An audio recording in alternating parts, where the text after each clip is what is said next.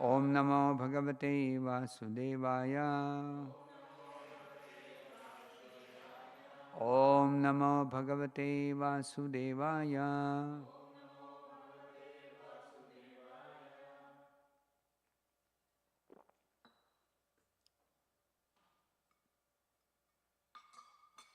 Narayanam Namaskritya Naram Chaiva Narottamam Devim Saraswatim Vyasam Tato Jayam Udirayet Nashtaprayesha Bhadreshu Nityam Bhagavata Sevaya Bhagavatyuttama Shloke Bhaktir Bhavati Naishtiki. Reading from Srimad Bhagavatam, Canto 1, Chapter 9, Bhishma's passing away in the presence of Lord Krishna. Text number 37.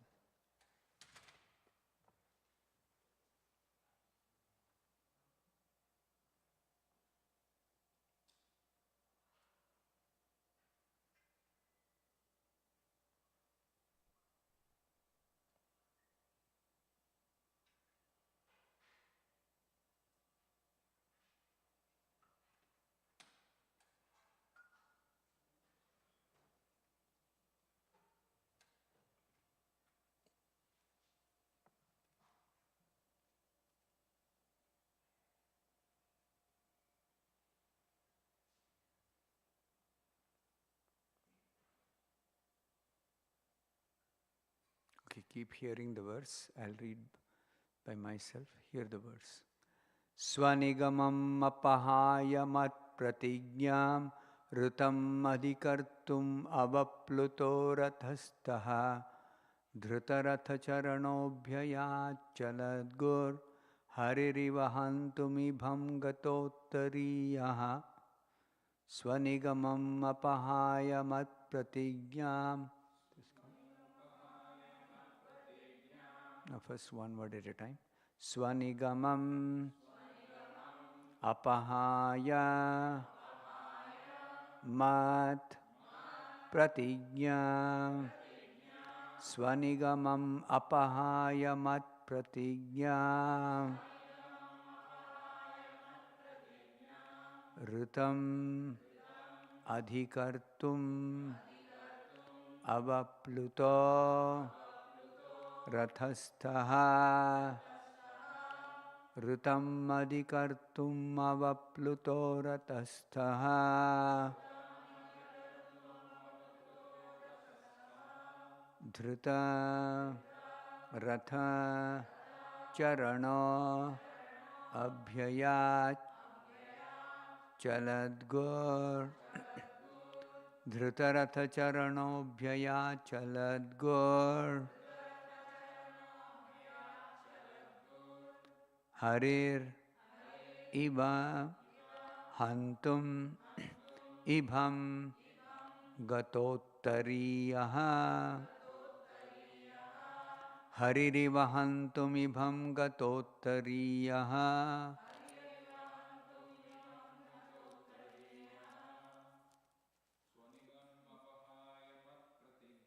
Swanigamam apahaya mat pratignyam. Rutam adhikartum avapluto rathastaha. Dhrutaratha charanobhyaya chaladgur. Haririvahantum ibham gatotariyaha.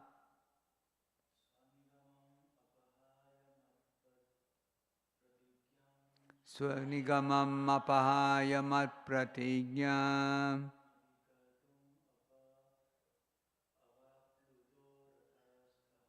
Rutam adhikartum avapluto rathastaha. Dhruta charano abhyaya chaladgur.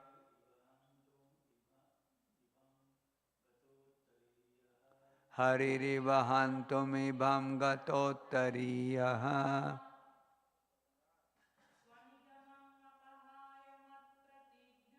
Swanigamam apahaya mat pratignyam. Rutam adhikartum avapluto rathastaha. Dhritarata charanobhyaya chaladgur Haririva yantum ibham gatotariyaha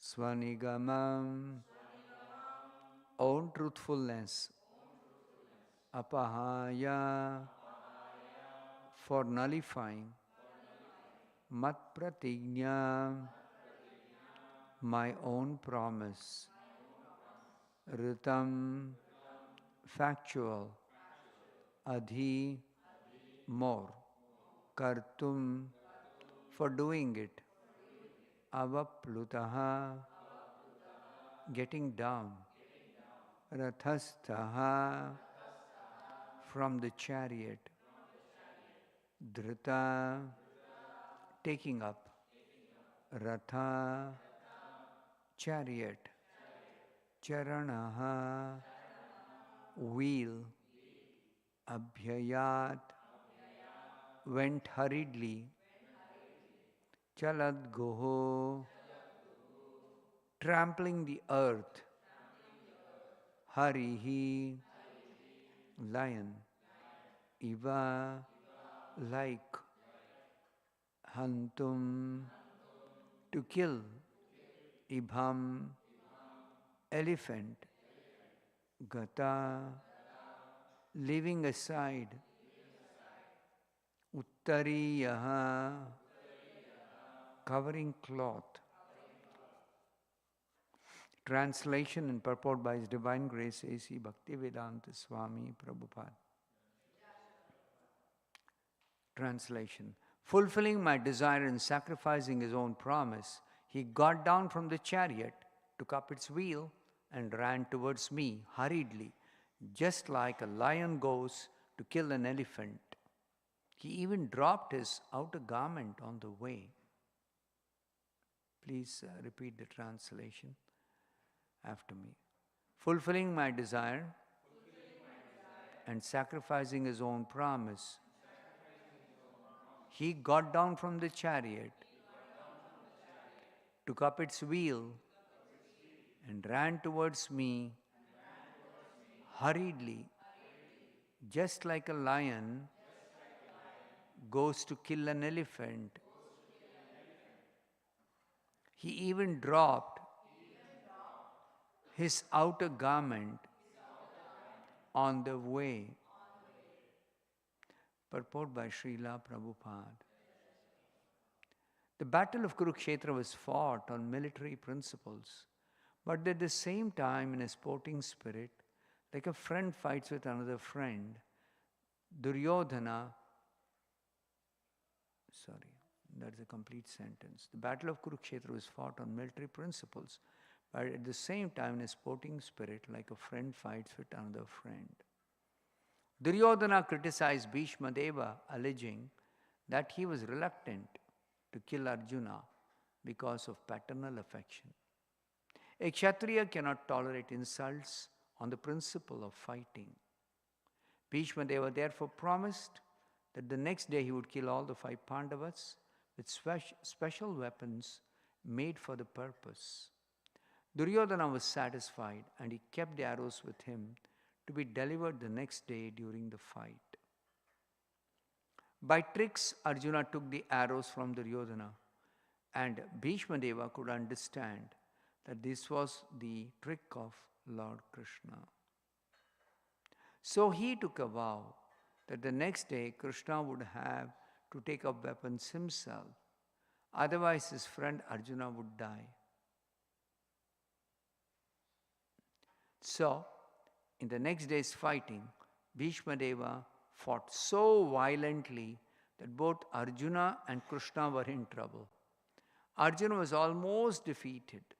The situation was so tense that he was about to be killed by Bhishma Deva the very next moment. At that time, Lord Krishna wanted to please his devotee Bhishma by keeping his promise, which was more important than his own. Seemingly, he broke his own promise. He promised before the beginning of the battle of Kurukshetra that he would remain without weapons and would not use his strength for either of the parties. But to protect Arjuna, he got down from the chariot, took up the wheel of the chariot, and hurriedly rushed at Bhishma Deva in an angry mood, like a lion goes to kill an elephant. He dropped his covering cloth on the way, and out of great anger,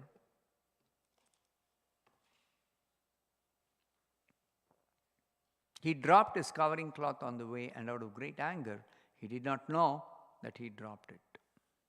Bhishma Deva at once gave up his weapons and stood to be killed by Krishna, his beloved Lord. The fighting of the day was thus ended at that very moment, and Arjuna was saved. Of course, there was no possibility of Arjuna's death because the Lord himself was on the chariot.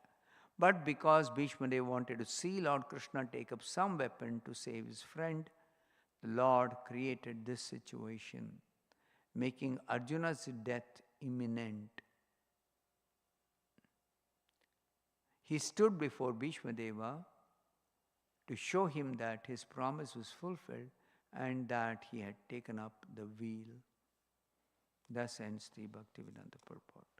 Om Ajnanatimirandhasya Jnananjanashalakaya Chakshurunmilitam Yena Tasmai Shri Gurave Namaha Nama Om Vishnupadaya Krishna Presthaya Bhutale Srimate Bhaktivedanta Swaminiti Namine Namaste Saraswate Deve Gauravani Pracha Nirvishesha Shunyavadi Paschatya Deshatarine Jaya Shri Krishna Chaitanya Prabhu Nityananda Shri Advaita Gadadhara Shri Vasadi Tavrinda Hare Krishna Krishna Krishna Hare Hare Rama Rama Hare Hare.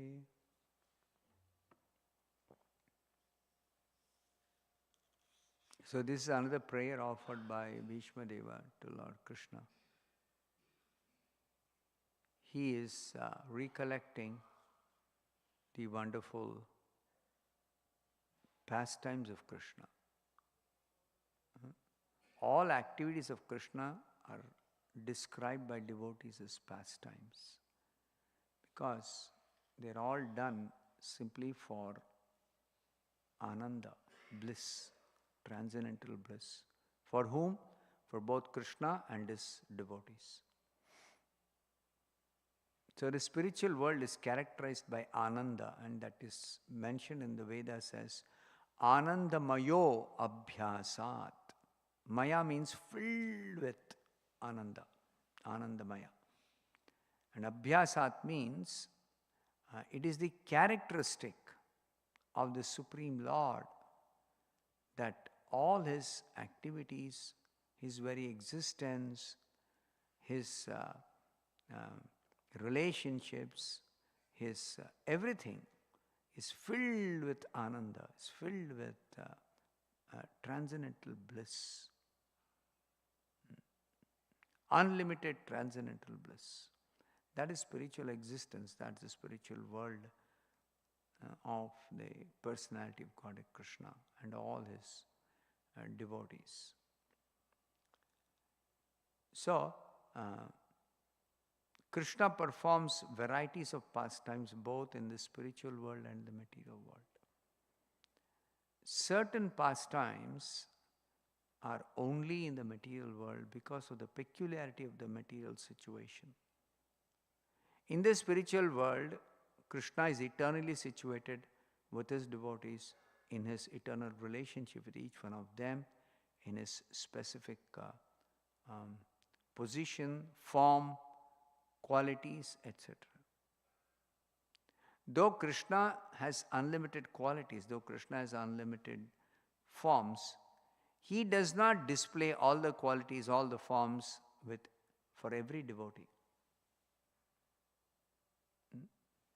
Devotees are neither interested in simply seeing all the forms of Krishna or all the qualities of Krishna. All are wonderful, all are beautiful, all are very nice forms. But still, devotees are interested in their particular relationship with Krishna in order to always serve Krishna in that relationship. So in the spiritual world, because devotees are eternally situated in their service to the Lord, in their relationship with the Lord actually relates with each devotee individually exactly according to the way the devotee is connected with the Lord. So for Mother Yashoda, what happens? Always Krishna is with Mother Yashoda. And yet, Krishna has got his own routine. What is that routine? As a small cowherd boy, he wakes up in the morning, his mother bathes him nicely, feeds him nicely, decorates him, feeds him, and then sends him for cowherding. Why? Why does she send him for cowherding? She is the queen of Vrindavan.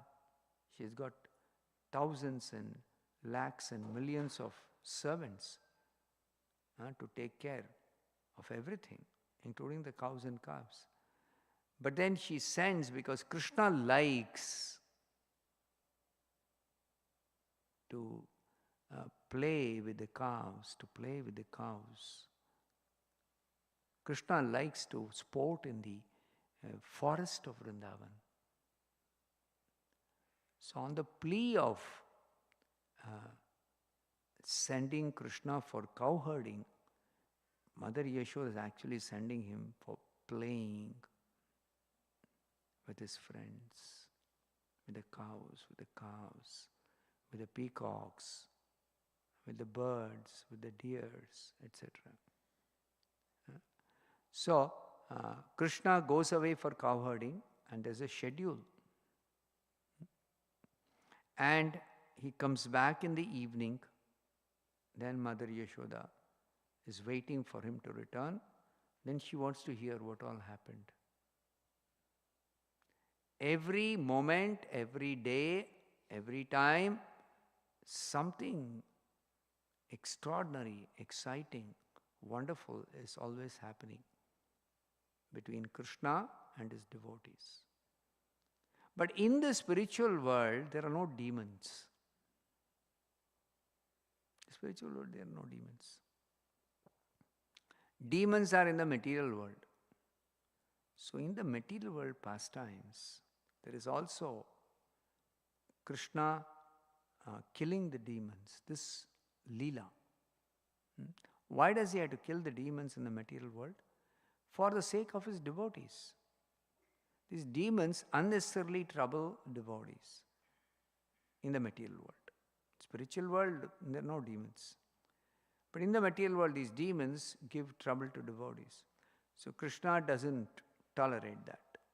So when the demons give too much trouble, Krishna either personally comes and kills the demons or he empowers some of his devotees to kill the demons.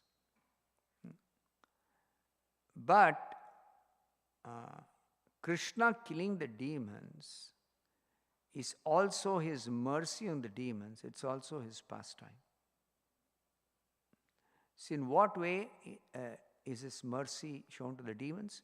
That when he kills the demons coming in contact with Krishna become purified. All their sinful reactions are completely nullified. And Krishna awards them liberation. He awards them liberation. So, Krishna is all good. God is all good. Whether he kills somebody or protects, whether he kills the demons or protects his devotees, both his devotees and demons are actually benedicted by Krishna. But still, is there no difference between demons and devotees for Krishna? There is difference. What is the difference? He explains this in the Bhagavad Gita. He says, Samoham sarva bhuteshu name dveshosti na priyaha. Actually, I am equal to everyone. God means everyone is connected with him in devotional service originally. Everyone is his devotee, everyone is his part and parcel, and is equal to everybody. That means he equally reciprocates with everyone. Equally reciprocates with everyone. And actually, he has no particular liking for one devotee over another devotee. That we see in the material world. So much of differentiation we make. It's like my child and somebody else's child. Even though I'll be nice to all, but still I'll show some special affection and special favor for my child more than the other children. But Krishna, the Supreme Personality of Godhead, he does not show such special favors to somebody preferentially. Like somebody is mine, other child is somebody else's child. No. There's no such thing because everyone belongs to Krishna. So there is no differentiation possible like that. And accordingly, Krishna equally reciprocates with everybody. Samoham sarva bhuteshu namedveshu asti priya. Then in the next line he says something which kind of seems contradictory to what he says in this first part of the verse. He says, Ye bhajanti tu mam bhaktya. But among all the persons in this material world especially, there are devotees and there are non-devotees in this material world. So, those devotees who are rendering devotional service to him, that means they are serving him favorably. And non-devotees, they are also serving Krishna but unfavorably. Non-devotees are serving Krishna by serving his illusory energy. But this service of the illusory energy, Krishna's own energy, is done by force, reluctantly. It's not done with pleasure. It's not done with love. It's not done with heart and soul. It is forced.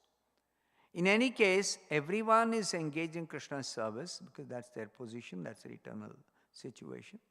Even in the material world, everyone is serving Krishna, but devotees serve favorably and non-devotees serving unfavorably.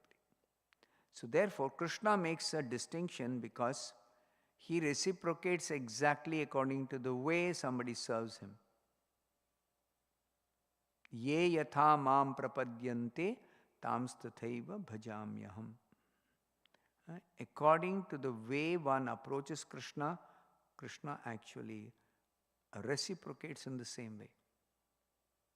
So devotees approach Krishna in the material world particularly, devotees approach Krishna with love, with devotion. So he says, such devotees, ye bhajanti tu mam bhaktya, even though he says, I am equal to everybody, maite, I consider devotees as my own, maite. Teshu cha api aham. And the devotees consider Krishna as their own. Even though devotees have no hatred for anyone else. They have no partiality. Pure devotees have no partiality. But still, pure devotees have special attraction, affection, love. They specially serve Krishna. So, this is reciprocal. Because the devotees have affection for Krishna, they want to serve Krishna out of love and devotion. Therefore, Krishna reciprocates with them in such a way that he shows apparently some special favor. But that is not partiality, but that is just reciprocating exactly according to the way a devotee or any person serves Krishna. So here, on the battlefield of Kurukshetra. Now, this is not applicable in the spiritual world. Ye bhajanti tu mam bhaktya. Everyone in the spiritual world has got devotion. Everyone serves Krishna with love. There is no material energy. There are no demons. There is nobody who is unfavorable to Krishna. So, spiritual world is not like that. So, in the material world, certain peculiarities are there which is not there in the spiritual world. In the material world, there are two categories of living beings.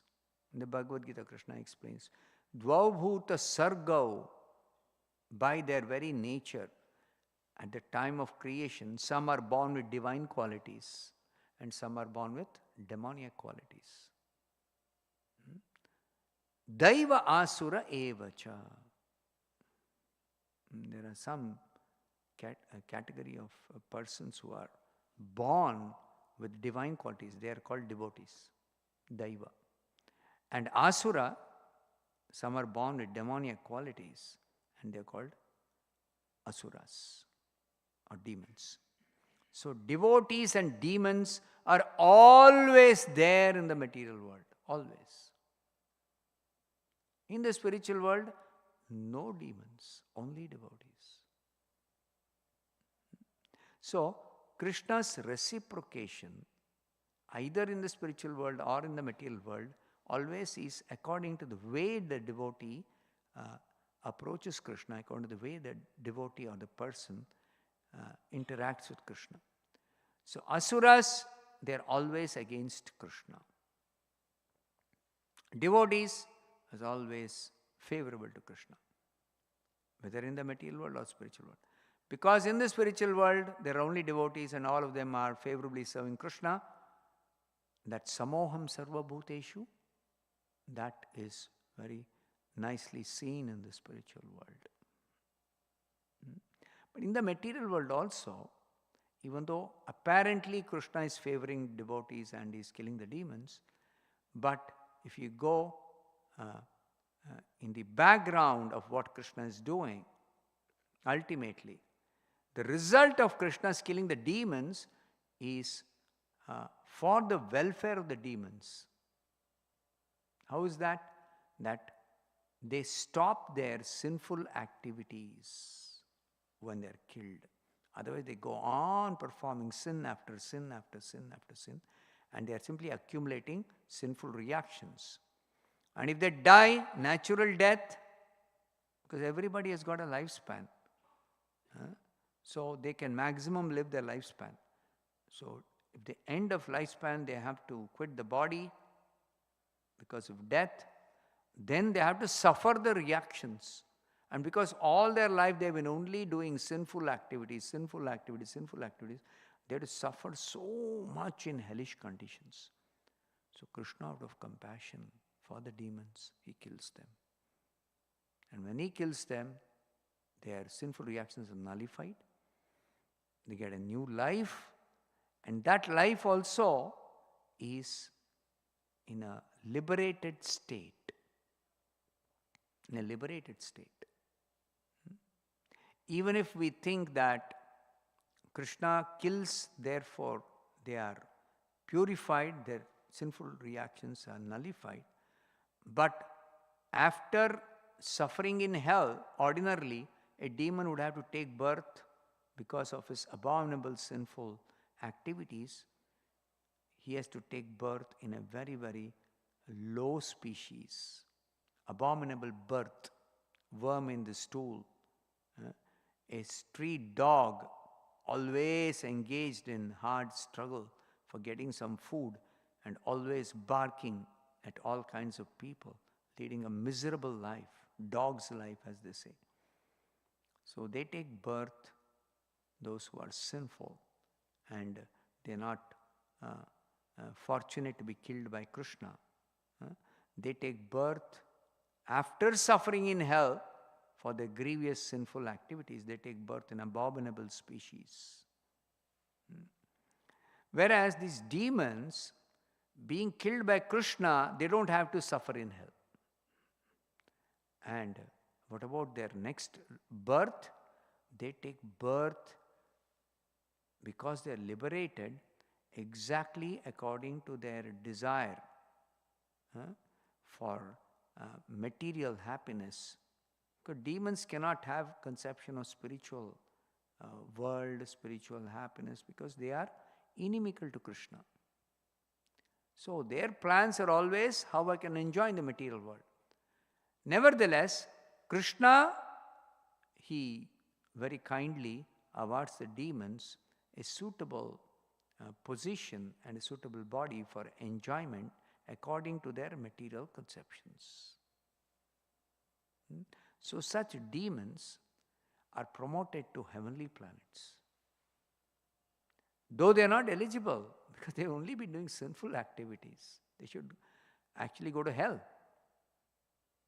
But because of Krishna's mercy, they are promoted to heaven. And the devotees, because they are devotees, so either they are pure devotees who are always situated with Krishna in the spiritual world, even though they come to the material world, they come for Krishna's purpose. It's like Krishna comes from the spiritual world to the material world. So those pure devotees who come to the material world, they come for Krishna's purpose and they go back to the spiritual world. But what about others who are practicing devotional service, who are progressively advancing in spiritual life after having been entangled in material activities, somehow in forgetfulness of Krishna? Such devotees, when they are favored by Krishna, then they go back to the spiritual world. They are promoted to the spiritual world. So this is the difference between liberation of the devotees and liberation of the demons. This is explained by Srila Rupa Goswami. This is a confidential portion of the Vedic literature. Explains that even though Krishna is equal, and therefore whoever comes in contact with Krishna becomes purified and liberated without any separate effort, still the destination of the demons and the destination of devotees is different. Destination of devotees is Krishna's personal abode. Destination of the demons is somewhere in the material world, according to their desires for material happiness. So this difference is there. And material world means they are not freed from the cycle of birth and death. They are not freed from the fundamental problems of material existence. So liberation by itself is never desired by devotees, because liberation alone doesn't mean that one has solved the fundamental problems of material existence. Liberation simply means the freedom from sinful reactions. That's all. Ultimate liberation means not only freedom from sinful reactions, but completely putting an end to material existence itself. So you understand the difference between liberation and ultimate liberation. Bhakti is meant for ultimate liberation.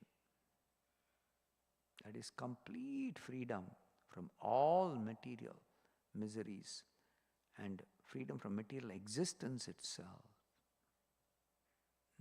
Therefore, in bhakti, right from the beginning, the goal is fixed. We are not interested simply in liberation. We are interested in ultimate liberation. And what is that ultimate liberation? To reinstate ourselves in our original position as devotees of Krishna. To return to our original consciousness called Krishna consciousness, which is pure consciousness. And in that pure consciousness, we have nothing to do with material world, material happiness, material bodies, material pleasures, material enjoyment, nothing. It's simply returning to our original consciousness. Even if we were in the material world, in ignorance, being in the forgetfulness of Krishna, we were struggling hard, trying to squeeze out some material pleasures. But we are promoted, and that is possible. We are promoted to Krishna's personal abode, and that is only through Bhakti Yoga. Only through Bhakti Yoga. But what about others who are practicing other yoga systems? Because such people who practice other yoga systems are unable to take up directly bhakti. So Krishna facilitates their gradual progress towards bhakti yoga by engaging them in the other yoga systems where they become pious. They understand the difference between sinful activities and material and pious activities.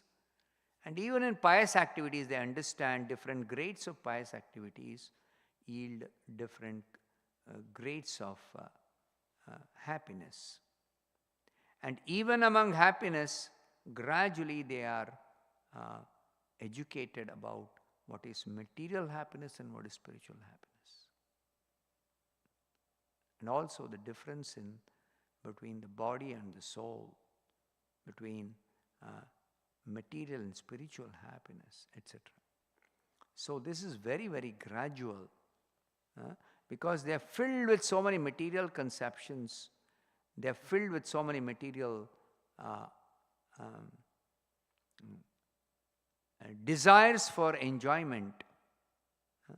So Krishna simultaneously fulfills their desires for material enjoyment by making them work for earning the punya to be promoted to the heavenly planets or to be promoted to that situation where they can get that material happiness by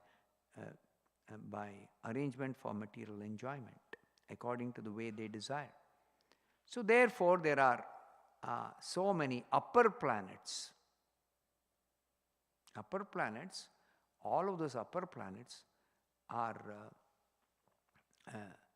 actually meant for different kinds of material happiness for the pious souls. And the middle and the lower planets are meant for the material happiness and enjoyment of the impious souls. See how Krishna has created this material world. This material world is primarily created for the foolish living entities who are averse to serve Krishna in the spiritual world, or want to be forgetful, want to be independent of Krishna, want to be forgetful of Krishna, want to separately enjoy from Krishna. So even among them, those who are pious, in the upper planets, there is enjoyment, there is facility, but in a pious way. And the middle and lower planets, impious way.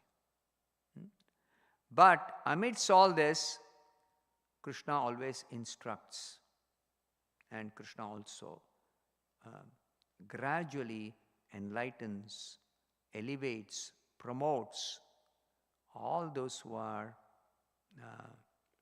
following the path of dharma. So those who are following the path of dharma, for them, there are two distinct paths. The path of pravritti marga and nivritti marga.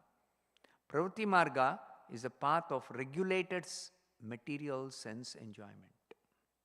And the path of nivritti marga is the path of renunciation, where one understands so-called material happiness is no happiness at all. It is illusory. Because material existence itself is illusory existence. Real existence is spiritual. Real happiness is spiritual.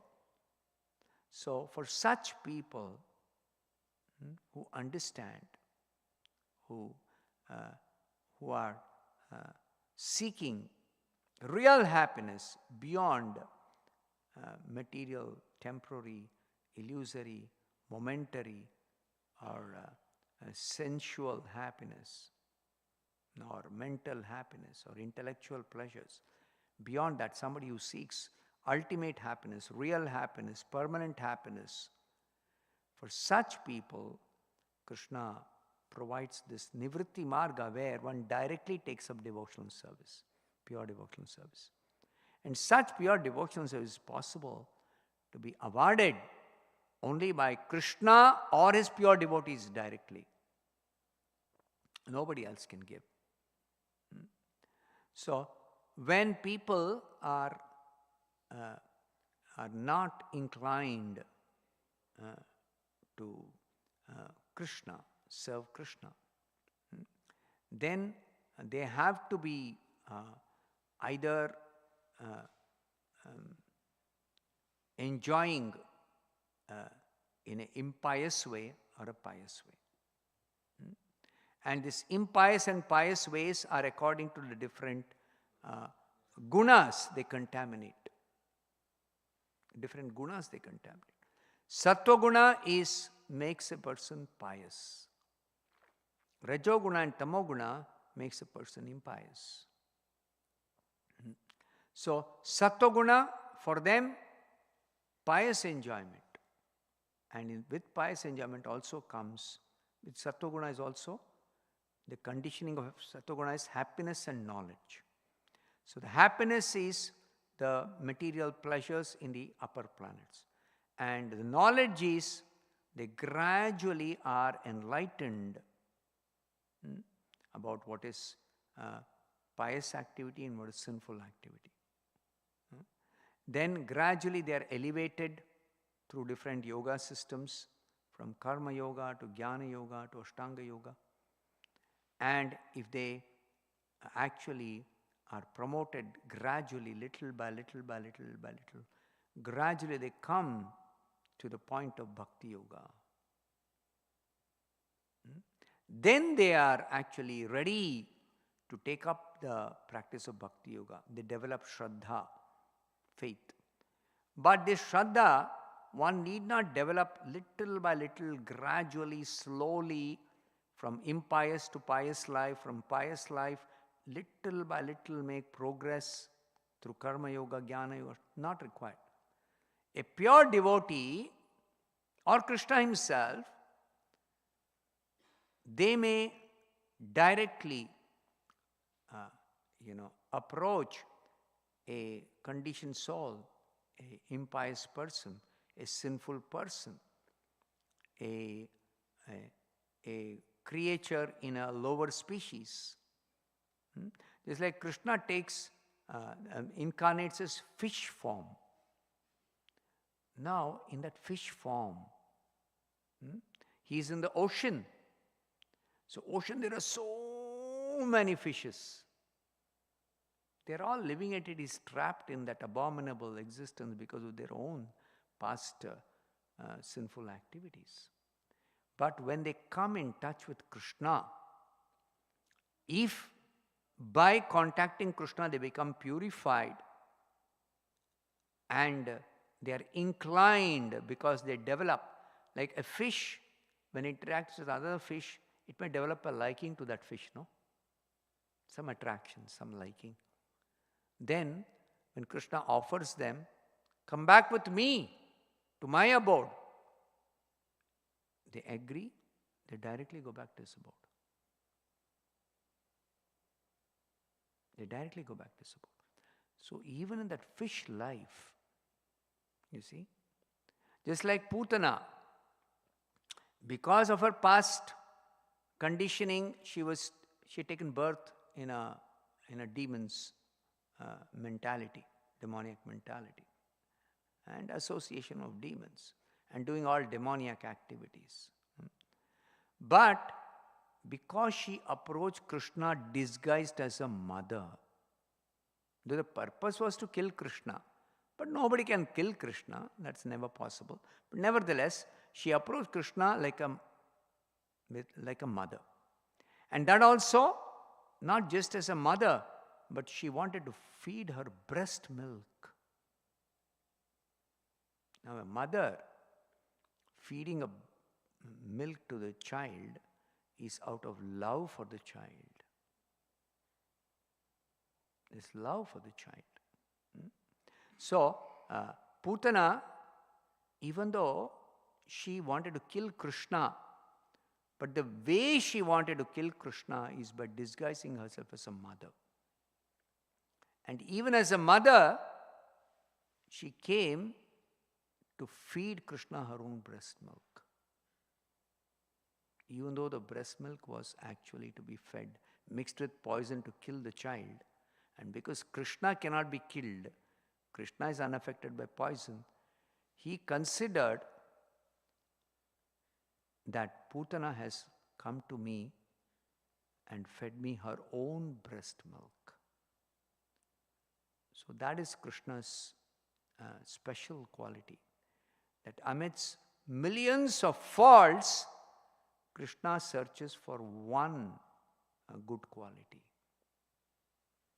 And that one good quality is somebody is fortunate to approach Krishna with that one good quality, even though they may be having so many millions of other bad qualities. That is enough for ultimate liberation, complete perfection. So Krishna promoted Putana directly to his personal abode. You see? Similarly, when he comes as a fish, these fishes are busy in their enjoyment, material enjoyment as a fish. So naturally, while enjoying, there will always be someone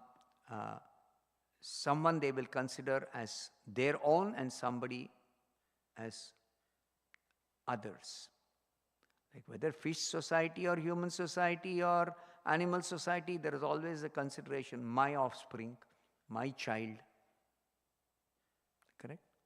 So, if they are somehow attracted to Krishna in his form as a fish, and if Krishna shows love, then his love is overwhelming. And somehow, good fortune, they accept that love without rejecting it or without considering it. Someone else is trying to show me love. I don't want that.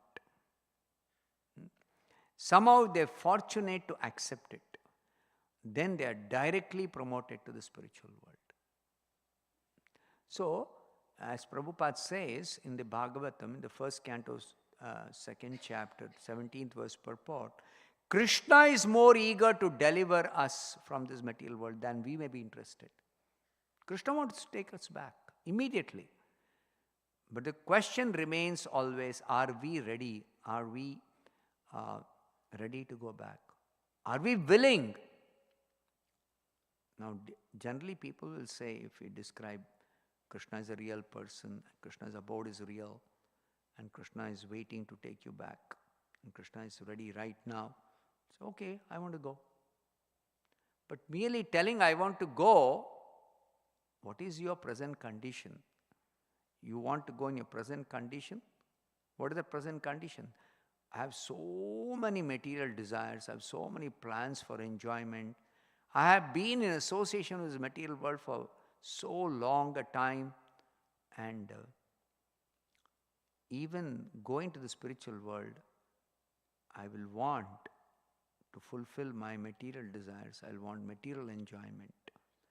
And that is not there in the spiritual world. There is no material enjoyment. There is no illusion, there is no illusory pleasure, there is no material body, there are no material senses. So therefore, desiring to go back to Godhead means we have to give up these misconceptions of I am this body, my pleasure is material. All this we have to give up. So this is in ignorance. We have developed such misconceptions. In ignorance, we desire material happiness. So we have to become enlightened. We have to develop detachment. That means we have to give up all these material things. These are meaningless. If we consider our original spiritual nature, these are meaningless. These have no relevance. These have no meaning in our life, in our real life. So to give it up.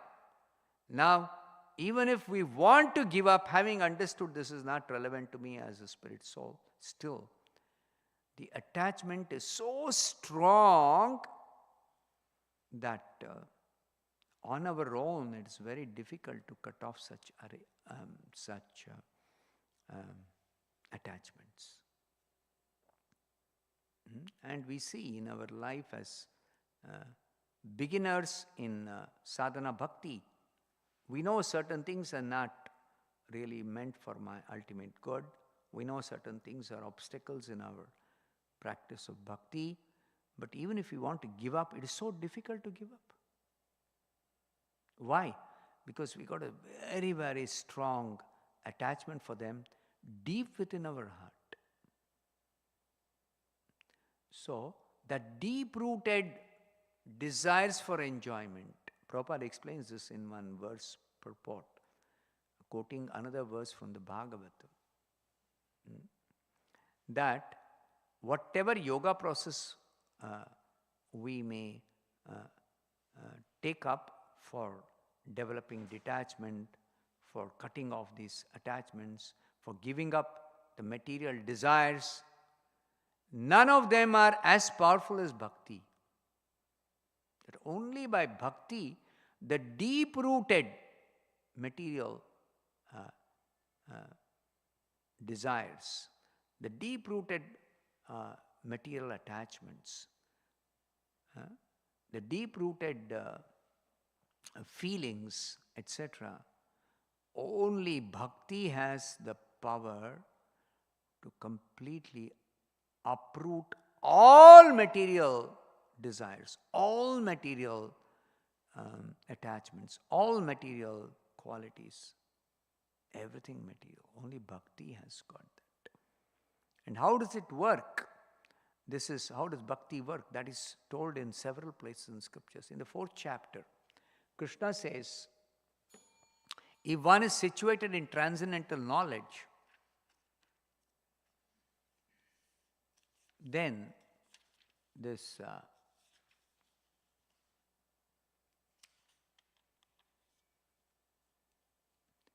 like these two verses particularly, 36 and 37 of the 4th chapter.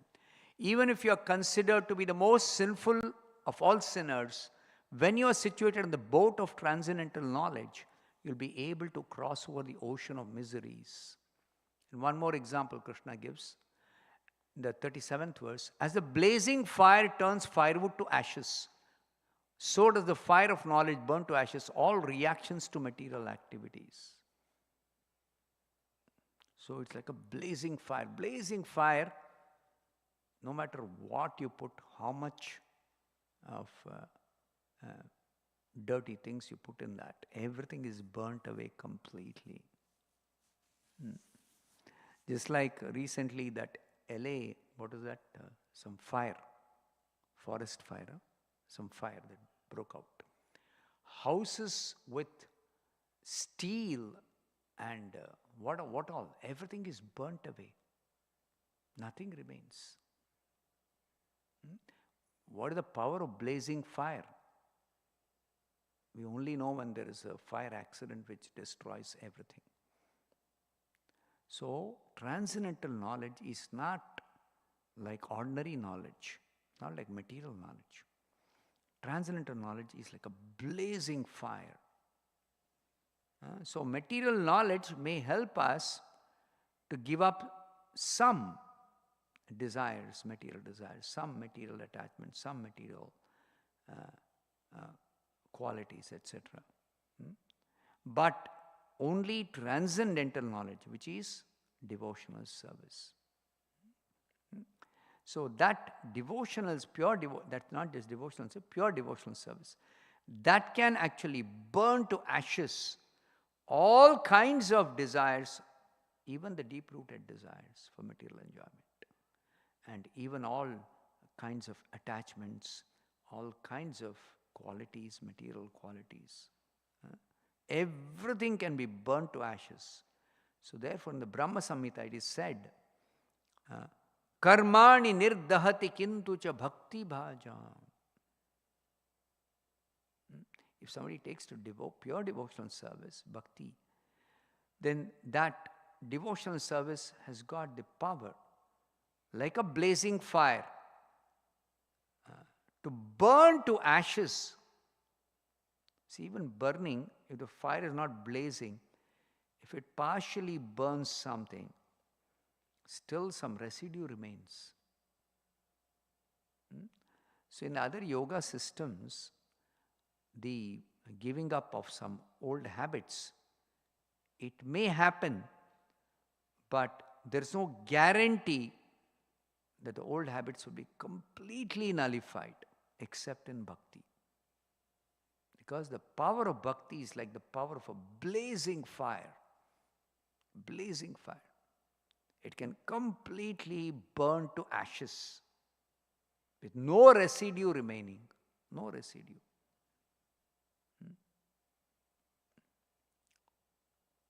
So, therefore, only pure devotional service is ultimately is meant for ultimate liberation, complete liberation, permanent liberation, and that is actually reinstating ourselves in our original relationship with Krishna. I'll stop here. Any questions somebody has got, if we have time?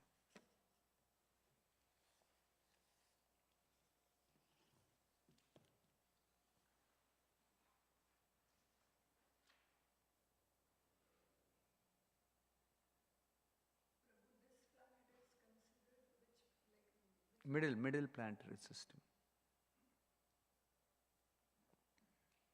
Why middle?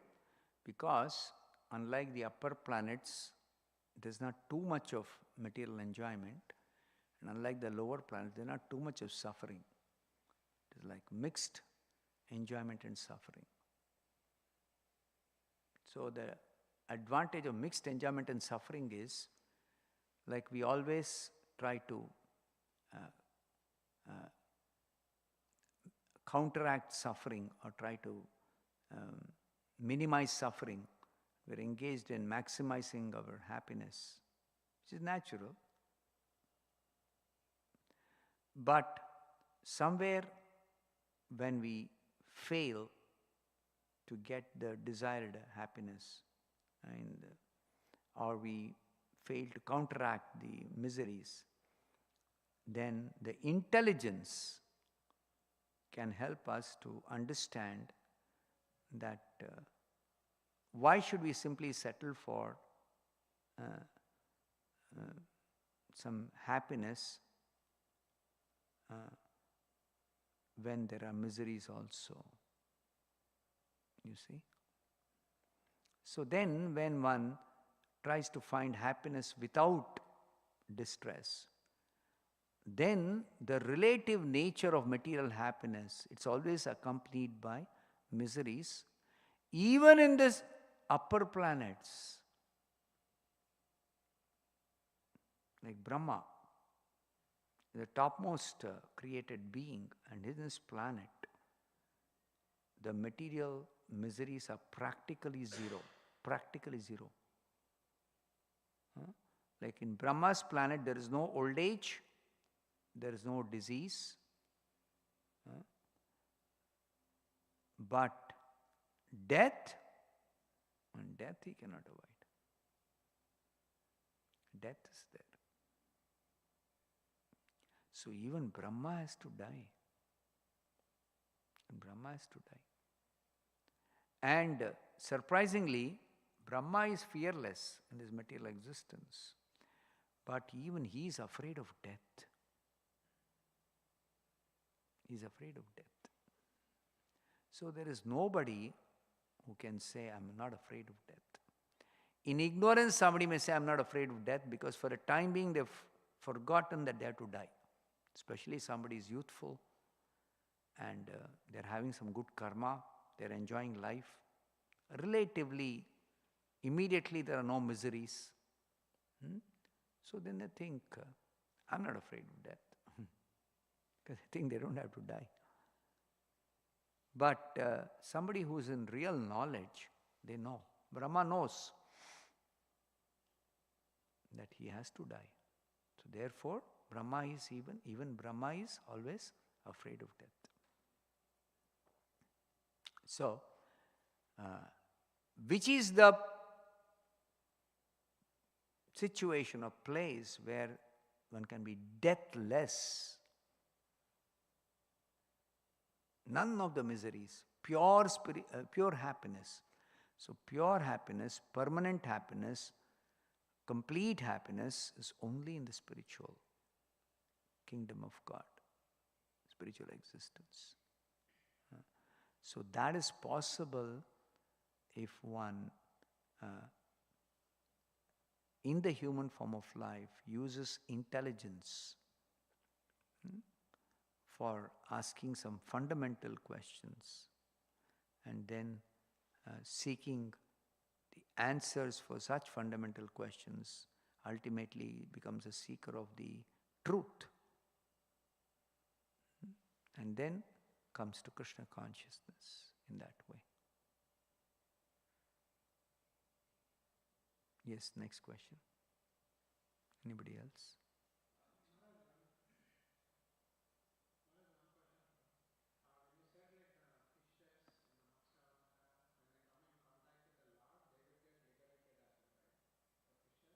Fishes, what is it? They are? Amatsya, Lord in the fish form. Then?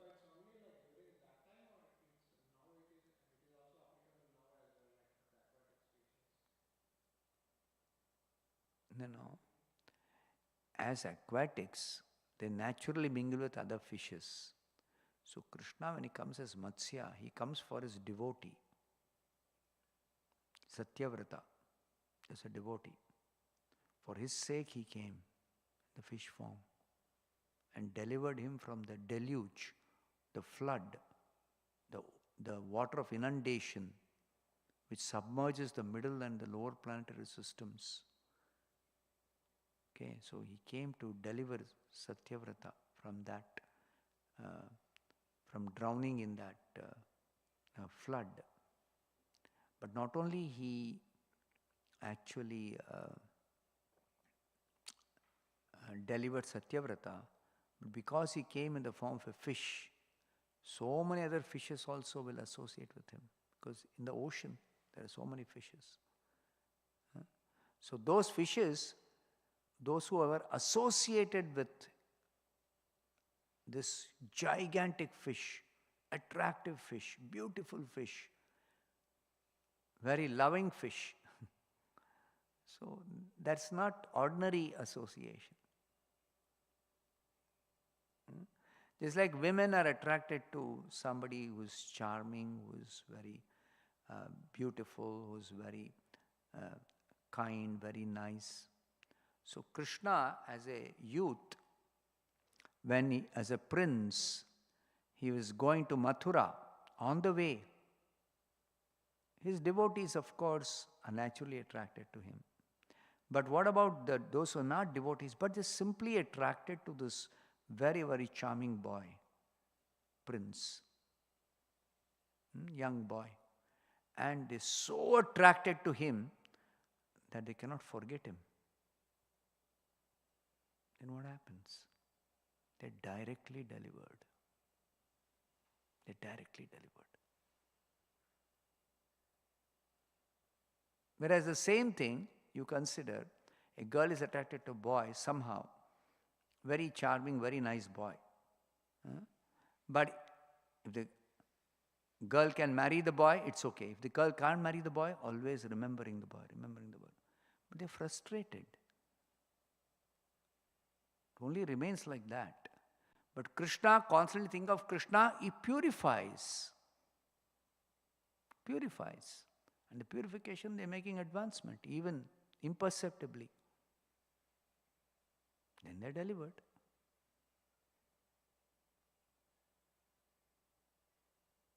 So there's a difference.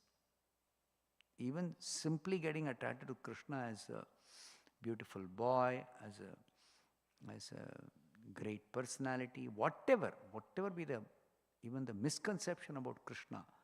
But real person Krishna, That is the thing. Not some imagined conception of God. No. Real Krishna.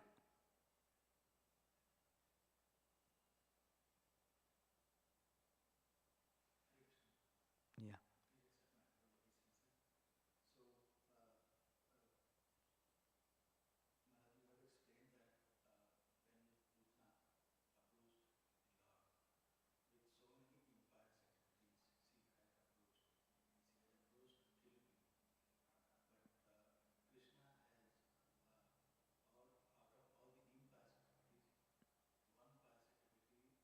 No, no, one uh, nice feeling she had, even amidst all sinful activities, sinful uh, thoughts, sinful ideas, sinful conceptions. One nice quality for the sake of killing, but still, mother. And I'll feed him my breast milk. That alone is enough. Any one good quality. Trace of some good quality. It's like, at least in India, we have this system of examination where the examiner is correcting some answer sheet and wants to, pass as many children as possible. So if some child has written the exam, right, but not written all correct, so some wrong answers. So even among the wrong answers, if the number of correct answers the child has answered is up to the passing mark, okay, the child will get the passing mark, will pass the exam. But some child has written, then out of, let's say 50% is the passing mark, and got 49%. Then what will the examiner do? Somewhere he will try to see some wrong answer. Something is correct about the wrong answer. Right? I can give 1 mark. Somewhere I can give 1 mark among all the wrong answers. Correct answers, it's correct and got full marks. But wrong answers, wrong means don't get any marks. But then something is correct. Attempt is, genuine attempt. Some slip it has happened while writing. Somehow give 1 mark and pass the child. No, those have got a heart. They want children who are studying, so much effort they are putting.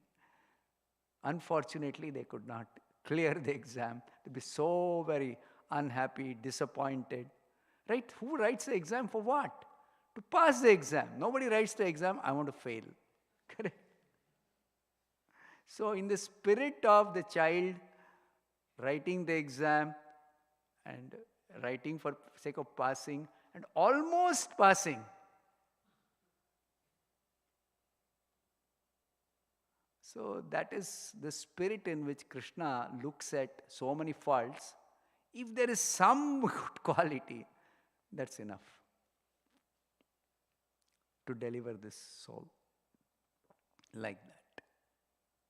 Because Krishna is eager to deliver. You should remember that. Like a teacher is teaching, ultimately, why is the teacher teaching? So that the children learn and actually become successful in the learning process by passing the exams. Teacher is not happy if some child fails. That's the heart of a teacher. So Krishna is not happy if somebody develops some bad qualities. So some life, some pious activities, some good qualities still there amid so many bad qualities in spite of being sinful. So that one alone Krishna wants to highlight. Never mind.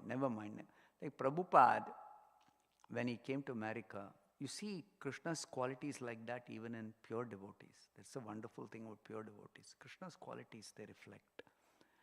Prabhupada came to America.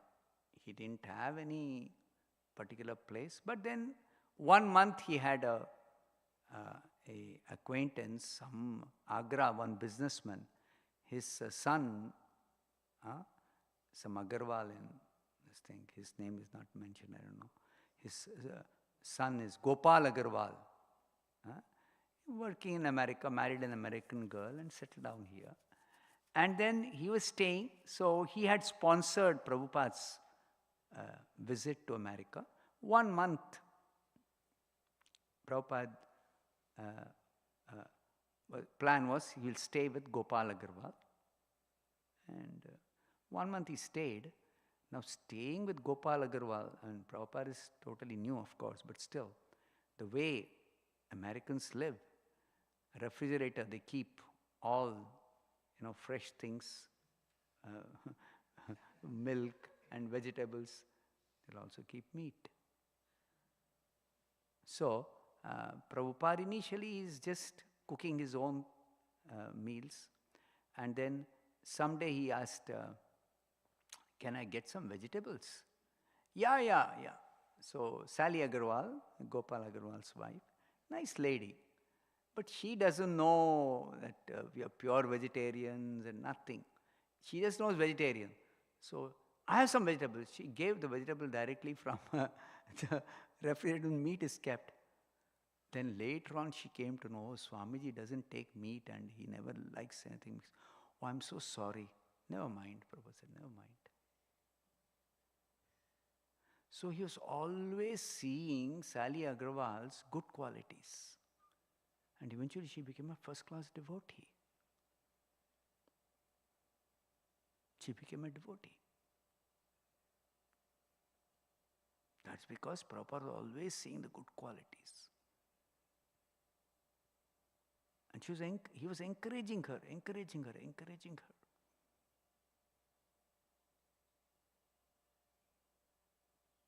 So like that, Krishna also is always encouraging everyone in devotional service.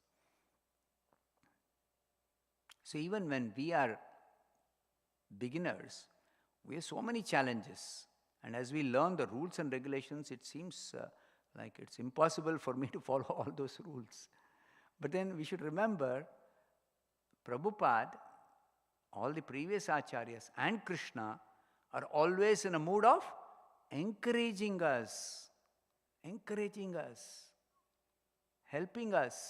in every possible way. Even though Prabhupada says you must strictly follow the rules and regulations, you should become serious. But even when we are not so serious, because we're just beginning and we are not able to follow all the rules, still, to whatever extent we can follow, Prabhupada is very pleased, Krishna is very pleased, the acharyas are very pleased. And they are always encouraging us, means if sometimes we fail, then just like a child is trying to walk, learning to stand up and walk, if it slips and falls down, we'll say, never mind, stand up, again try to walk, like that. So we should always remember, if I make a fault, will Prabhupada be very upset with me, very angry at me, that I broke this rule?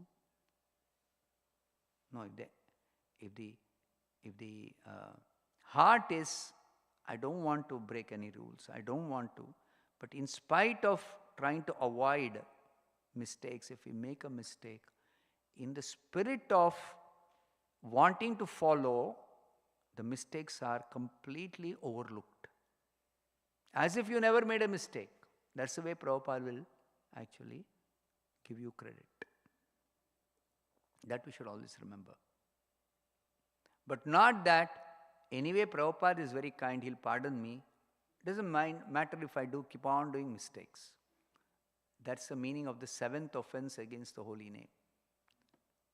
That sinning on the strength of chanting Hare Krishna, because Hare Krishna purifies us of all sinful reactions.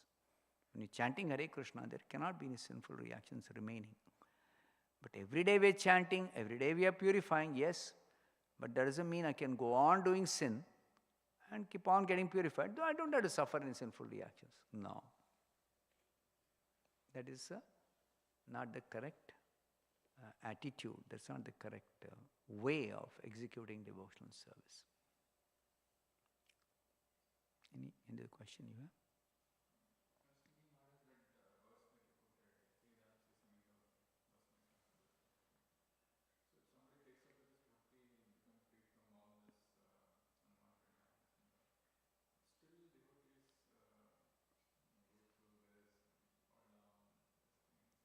That is because after taking to devotional service, you see, if we are still in the material world, we are not in the spiritual world when we take to devotional service, except in the temple.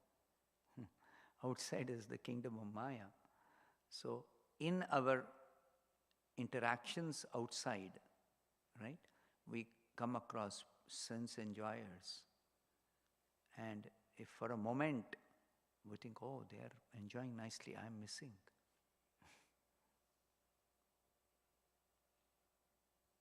Then also Krishna will remind us that is not real pleasure. Krishna will remind us. But in spite of being reminded, having understood it is all illusory, still, even if it is illusory, let me try to enjoy that. If we persist, then Krishna will say, okay, you still have to wait in the material world. Now, for the time being, you enjoy. And you cannot enjoy in the association of devotees. Particularly the 4 regulative principles, if I want to break for enjoyment. You cannot do it in the association of devotees. No. So, temporarily, you step aside, finish that and come back. But Krishna will not leave somebody who has taken to pure devotional service. In Prabhupada's movement, according to the instructions of Prabhupada, somebody has sincerely taken up. Even if they fall down, Krishna will not leave. Krishna will definitely bring back that soul to Krishna consciousness. It's just a question of time. So we delay our going back to Godhead by our diluting our practice of Krishna consciousness. That is the delay.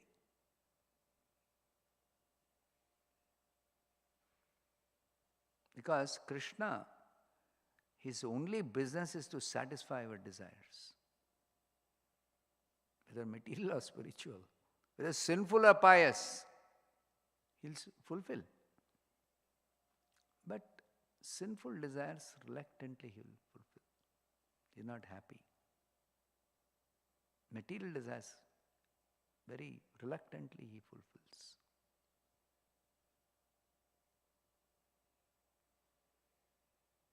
Just like a loving father, the child persists, it wants to do something which is harmful for it. Father says, no, it's not good for you. But child cries and throws tantrums and won't stop. Okay.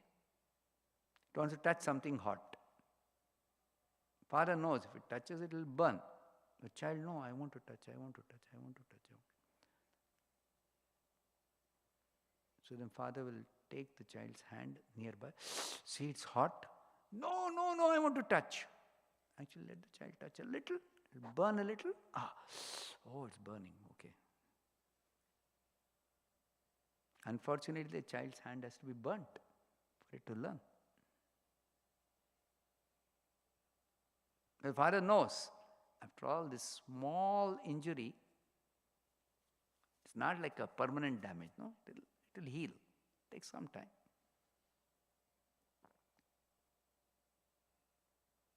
That also, the father will first take the child's hand, not make it touch, near, where it will feel hot. It's hot. It's not burnt, but it's hot. Still, the child wants to touch. persists, insists, very, very adamant.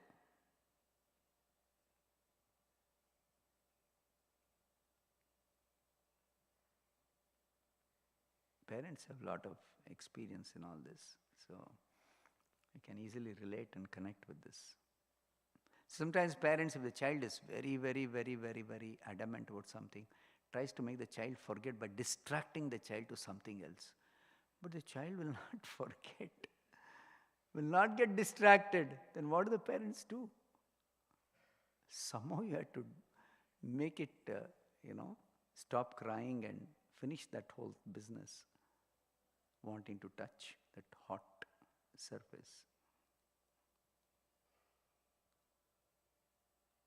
Like that. Okay, we'll stop here. Grantharaj Srimad Bhagavatam ki jai, Srila Prabhupada ki jai.